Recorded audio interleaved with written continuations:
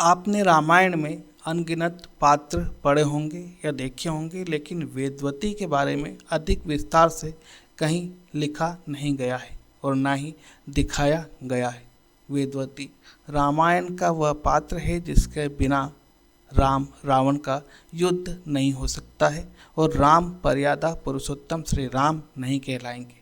आइए जानते हैं वेदवती के बारे में। वेदवती की कथा मुख्य रूप से रामायण, स्कंद पुराण तथा अन्य पुराणों में वर्णित है। यह कथा बताती है कि किस प्रकार रावण के अहंकार और अधर्म के कारण उसके विनाश का बीज बहुत पहले ही बो दिया गया था। वेदवती एक अत्यंत तेजस्विनी और तपस्विनी कन्या थी। उनके पिता महर्षि कुशध्वज वेदों के महान ज्ञाता थे। वे चाहते थे कि उनकी पुत्री का विवाह केवल भगवान विष्णु से हो।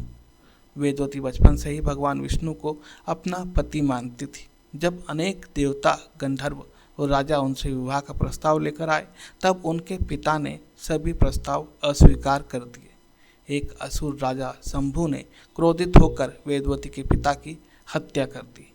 पति के वियोग में उनकी माता ने भी प्राण त्याग दिए। माता पिता की मृत्यु के बाद वेदवती ने भगवान विष्णु को पति के रूप में प्राप्त करने के लिए कठोर तपस्या प्रारंभ कर दी।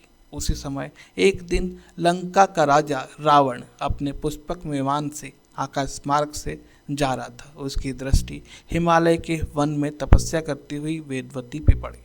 वेदवती के अलौकिक सौंदर्य को देखकर रावण मोहित हो गया। उसने उनका परिचय पूछा और विवाह का प्रस्ताव रखा, लेकिन वेदवती ने उस प्रस्ताव को मना कर दिया क्योंकि उन्हें भगवान विष्णु को अपने पति के रूप में वरण करना था। वेदवती के इनकार से रावण का अहंकार आहत हो गया। उन्होंने उनका उपहास किया और बलपूर्वक उन्हें स्पर्श करने तथा अपने साथ ले जाने का प्रयास किया। वेदवती ने रावण को चेतावनी दी, लेकिन वह नहीं माना। तब उन्होंने अपने तपोबल से शरीर का त्याग कर दिया और रावण को श्राप दिया कि यही कन्या तेरे विनाश का कारण बनेगी।